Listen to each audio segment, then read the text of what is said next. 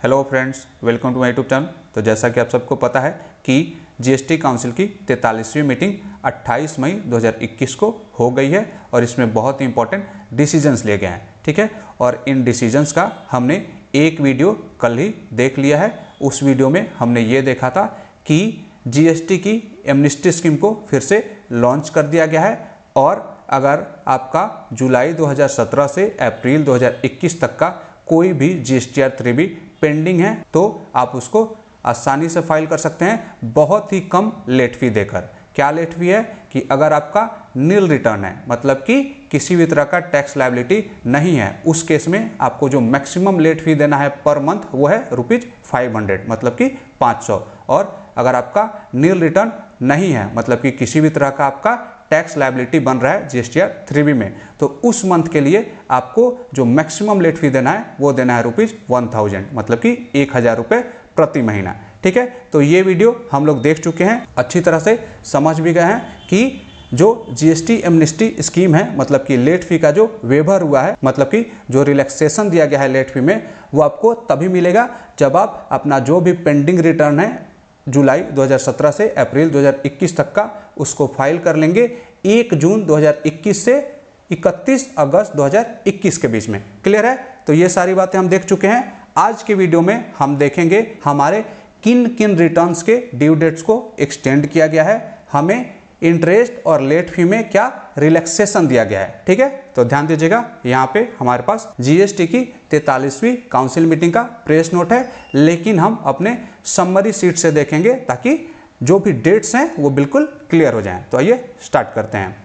ध्यान ये देना है कि हमें पहले भी मार्च और अप्रैल महीने के लिए लेट फी और इंटरेस्ट में रिलैक्सेशन दिया गया था। ठीक है, और अब उस रिलैक्सेशन को और बढ़ा दिया गया है। तो सारा मैंने एक ही जगह कर दिया है, आपको कहीं 2 या 3 सीट देखने की जरूरत नहीं है। तो स्टार्ट करते हैं। स्टार्ट करते समय एक और बात कि जो रिलैक्सेशन दिया गया है मार्च और अप्रैल के लिए, मतलब कि जो थोड़ा सा बढ़ाया गया है, ये केवल उनके लिए बढ़ाया गया है जिनका एग्रीगेट एनुअल टर्नओवर 5 करोड़ रुपए तक है। वैसे टैक्स पेयर्स जिनका कि एग्रीगेट एनुअल टर्नओवर 5 करोड़ रुपए से ज़्यादा है, उनके लिए जो पहले वाले नोटिफिकेशन में रिलैक्सेशन दिया गया था वही रिलैक्सेशन है, कुछ भी एक्सटेंशन नहीं दिया गया है। तो ध्यान दीजिएगा, मार्च के लिए वैसे टैक्स पेयर्स जिनका कि एग्रीगेट एनुअल टर्नओवर पिछले फाइनेंशियल ईयर में 5 करोड़ से ज़्यादा था, उनके लिए जो ओरिजिनल ड्यू डेट था वो 20 अप्रैल 2021, 15 दिन तक उनको 9% का इंटरेस्ट लगना था, डेट मैंने लिख दिया है। और 15 दिन के बाद मतलब कि 6 मई 2021 से इनका 18% इंटरेस्ट लग रहा है, कोई भी रिलैक्सेशन नहीं है।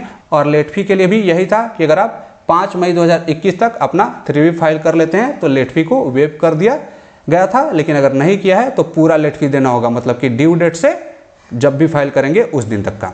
लेकिन यहाँ पे छूट है। क्या छूट है कि अगर आपका एग्रीगेट एनुअल टर्नओवर पिछले फाइनेंशियल ईयर में 5 करोड़ रुपए तक था तो आपके लिए जो ओरिजिनल ड्यू डेट था वो 20 अप्रैल 2021, पहले 15 दिन के लिए कुछ भी इंटरेस्ट नहीं था, और पहले क्या था कि नेक्स्ट 15 दिन के लिए 9% इंटरेस्ट था, लेकिन अब यहाँ पे बढ़ा दिया गया है और बोला जा रहा है कि नेक्स्ट 45 डेज के लिए आपको 9% के हिसाब से इंटरेस्ट लगेगा, और फिर 20 जून 2021 से 18%।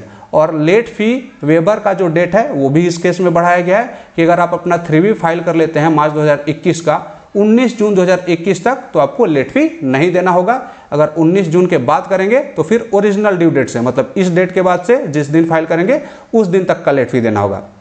तो यही सब चीज़ें आपको रिलैक्सेशन दी गई हैं। वैसे ही अप्रैल महीने के केस में 5 करोड़ से ऊपर वालों के लिए पहले जैसे था वैसे ही है। 5 करोड़ तक वालों के लिए यहाँ जो 15 दिन के बाद जो नेक्स्ट 15 दिन था उसको नेक्स्ट 30 दिन कर दिया गया है। और लेट फी के केस में भी अगर आप 4 जुलाई तक फाइल कर लेते हैं तो फिर आपको किसी भी तरह का लेट फी नहीं देना है। आगे बढ़ते हैं। यहाँ पे एक नया जुड़ गया आपका मई का। मई के लिए क्या रिलैक्सेशन है कि 5 करोड़ से ऊपर वालों के लिए पहले 15 दिन तक 9%, उसके बाद 18% आपका इंटरेस्ट लगेगा। और लेट फी में क्या है कि 5 जुलाई तक फाइल कर लेते हैं कोई लेट फी नहीं देना है। और 5 करोड़ से नीचे वालों के लिए ड्यू डेट से 15 दिन तक कोई इंटरेस्ट नहीं है, और नेक्स्ट 15 दिन तक 9%, और 31वें दिन से मतलब कि 21 जुलाई से 18%, और 20 जुलाई तक अगर आप अपना 3B फाइल कर लेते हैं तो कोई भी लेट फी नहीं देना है। ठीक है, ये सब बातें सीट में आपको बहुत अच्छी तरह से लिखी हुई हैं, ये बताने की जरूरत नहीं है, आप देख सकते हैं। मैं केवल थोड़ा सा आपको गाइड कर दे रहा हूँ कि इसको पढ़ना कैसे है। क्वार्टरली 3B के केस में मतलब कि जो लोग QRMP स्कीम में है उनके लिए भी थोड़ा सा रिलैक्सेशन दिया गया है। यहाँ तक जो है मतलब कि मार्च के लिए ड्यू डेट से 15 दिन तक नील है।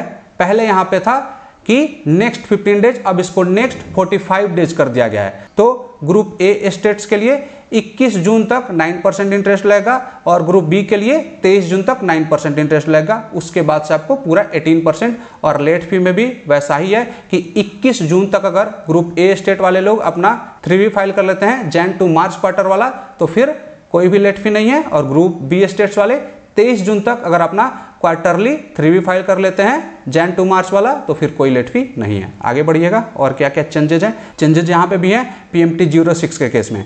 क्या है कि ग्रुप ए और ग्रुप बी जो भी स्टेट्स हैं उनके लिए जो पेमेंट का ड्यू डेट होता है मंथली पेमेंट का, हमें क्या है कि QRMP स्कीम में रिटर्न तो आपको भरना है क्वार्टरली, लेकिन पेमेंट मंथली करना है। और पेमेंट जो करना है उस फॉर्म का नाम है PMT 06। इसी चालान के माध्यम से आपको पेमेंट करना है। तो इसमें ये जो ड्यू डेट है, इसके बाद ड्यू डेट के 15 दिन तक किसी भी तरह का लेट फी नहीं है। और उसके बाद अप्रैल के लिए 15 दिन के बाद अगले 30 दिन तक 9% का इंटरेस्ट और 31वें दिन से 18%। उसी तरह मई के केस में ड्यू डेट से 15 दिन तक नील इंटरेस्ट और अगले 15 दिन के लिए 9% इंटरेस्ट और 26 जुलाई से 18% इंटरेस्ट। आगे बढ़िएगा। कंपोजिशन टैक्स पेयर्स के केस में क्या है, यहाँ देखिएगा। जो आपका क्वार्टर 4 था 2020-21 का, मतलब कि जैन टू मार्च वाला क्वार्टर, उसके लिए जो ड्यू डेट था 18 जुलाई। तो 18 जुलाई के बाद अगले 15 दिन तक कोई भी इंटरेस्ट नहीं है। और अगले 45 दिन तक, मतलब कि अगर आप अपना जैन टू मार्च वाला CMP 08 फाइल कर लेते हैं 17 जून 2021 तक, तो आपको 9% के हिसाब से इंटरेस्ट देना है और 18 जून से 18%। ठीक है, इसमें लेट फी होता ही नहीं है, इसलिए NA है। ठीक है, लेट फी हमारा GSTR 4 में होता है कंपोजिशन के केस में। आगे आइएगा, कुछ हमारे और डेट्स का एक्सटेंशन हुआ है GSTR 1 और हमारे IFF का। बोल रहे हैं कि अप्रैल महीने में जो लोग QRMP स्कीम में हैं उनके लिए IFF का जो एक्सटेंडेड ड्यू डेट था वो था 28 मई, हम सबको पता था, अब बीत भी गया है। और वैसे ही जो लोग मंथली R1 फाइल कर रहे हैं उनके लिए अप्रैल का जो R1 का डेट एक्सटेंड हुआ था वो हुआ था 26 मई 2021 तक, ये भी बीत गया है। अब यहाँ देखिए, मई 2021 के भी GSTR 1 और IFF के डेट को एक्सटेंड किया गया है। QRMP स्कीम वालों के लिए मई के IFF का जो लास्ट डेट होगा वो होगा अब 28 जून 2021, 15 दिन का एक्सटेंशन है। वैसे ही मई मंथ में वैसे लोग जो GSTR 1 फाइल करेंगे उनके लिए जो GSTR 1 का लास्ट डेट होगा 26 जून 2021, यहाँ भी 15 दिन का एक्सटेंशन दिया गया है। ठीक है, आगे बढ़िएगा। बहुत इंपॉर्टेंट है अब कंपोजिशन टैक्स पेयर्स के लिए फिनेंशियल ईयर 2020-21 के एनुअल रिटर्न का लास्ट डेट अब क्या है। एनुअल रिटर्न क्या होता है कंपोजिशन टैक्स पेयर्स का, GSTR 4। तो अब फिनेंशियल ईयर 2020-21 के लिए कंपोजिशन टैक्स पेयर्स के GSTR 4 का जो लास्ट डेट है वो है 31 जुलाई 2021। यहाँ पे एक चीज़ मैं और क्लियर कर देना चाहता हूँ कि फिनेंशियल ईयर 2019-20 के GSTR 4 का जो लास्ट डेट है उसके बारे में कोई डिसीजन नहीं लिया गया है, मतलब कि कोई एक्सटेंशन नहीं दिया गया है, ध्यान रखना है। आगे बढ़िएगा कि हमारा जो 20-21 का क्वार्टर 4 है जैन टू मार्च वाला, उसके लिए जो ITC 04 होता है जो कि जॉब वर्कर्स को फाइल करना होता है, उसके डेट को भी एक्सटेंड किया गया है। और अब इसका जो एक्सटेंडेड लास्ट डेट है, यहाँ पे गलत है, यह 30 जून 2021। ठीक है, मैं इसको सही कर दूंगा, आप लोग देख लीजिएगा, ये 30 जून 2021 है। क्लियर है? अब आगे बढ़ते हैं। यहाँ पे कुछ और भी इंपॉर्टेंट डिसीजंस लिए गए हैं। जैसे क्या क्या डिसीजन लिया गया है, नीचे से देखिएगा। जो हमारा सेक्शन 50 है जो कि बात करता है इंटरेस्ट का, कि अगर आप लेट से अपने टैक्स का पेमेंट कर रहे हैं तो क्या इंटरेस्ट लगेगा। तो ये बोल रहे हैं कि रेट्रोस्पेक्टिव अमेंडमेंट करके ये हमें सुविधा दे रहे हैं कि हम अपने नेट कैश टैक्स लायबिलिटी पे केवल इंटरेस्ट देंगे। नेट कैश टैक्स लायबिलिटी क्या होता है कि आपका जितना लायबिलिटी होता है, मतलब कि सेल पे जो लायबिलिटी है उससे आपको माइनस करना है आपका ITC।